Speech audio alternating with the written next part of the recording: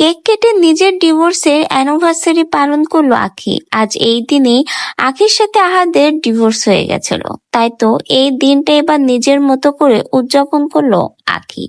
অনেকেই আখির এই ভিডিও দেখে বলবে আখি তো বিয়ে করেছিলই সতীন দেখে বিয়ে করলেই কি মানুষ খারাপ হয়? সুখী হতে সবাই চায়, কে না বলুন সুখী হতে চায় না। আখি সতীন দেখে ঠিকই গিয়েছিল আহাদের সংসার করতে, কিন্তু সে বুঝতে পারেনি তার জীবনে এত কষ্ট থাকবে। তাই তো সুখের আশায়, ভালো থাকার আশায় আহাদকে এই দিনে ডিভোর্স দিয়ে নিজেই আবার নতুন করে সংগ্রাম করে জীবন শুরু করে।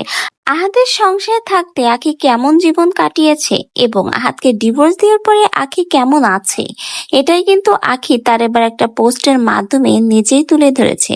সাথে কিন্তু আখি এই দিনটা সেলিব্রেশনও করেছে।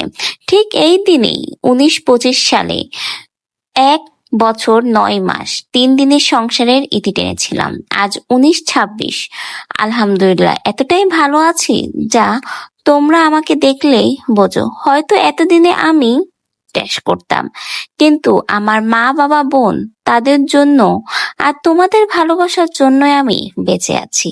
এখন আমার অনেক বছর বাঁচতে ইচ্ছা করে। বুঝতেই পেরেছেন, আহাদের সংসারে থাকলে হয়তোবা আখি এতদিন থাকতো কিনা তাও সন্দেহ, কারণ এতটাই চাপের মুখে পড়েছিল যে শেষমেশ তাকে ডিভোর্সে দিতে হয়েছে।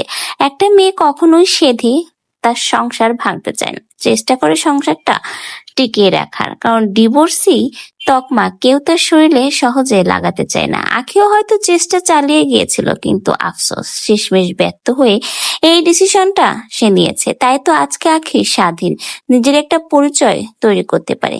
কত মেয়েরাই কিন্তু ডিভোর্সের পরে ভেঙে পড়ে, নিজের জীবনকে আর সামনের দিকে এগিয়ে নিতে পারে না, কিন্তু আখির মনোবল ছিল অধিক। এজন্যই হয়তো আখি আজকে নিজের একটা অবস্থান পরিচিতি তৈরি করে দেখিয়ে দিতে পেরেছে। নিজের ছেলের খরচ নিজেই বহন করতে পেরেছে। যে ডিভোর্সের পরে কয়জনেই পারে এভাবে উঠে দাঁড়াতে, আখি সেটা করে দেখিয়েছে। আমরা সকলেই আখির জন্য দোয়া করি যেন আখির আগামী পথ চলা অনেক বেশি সুন্দর হয়, ছেলেকে নিয়ে সামনের দিকে সুন্দরভাবে এগিয়ে যেতে পারে।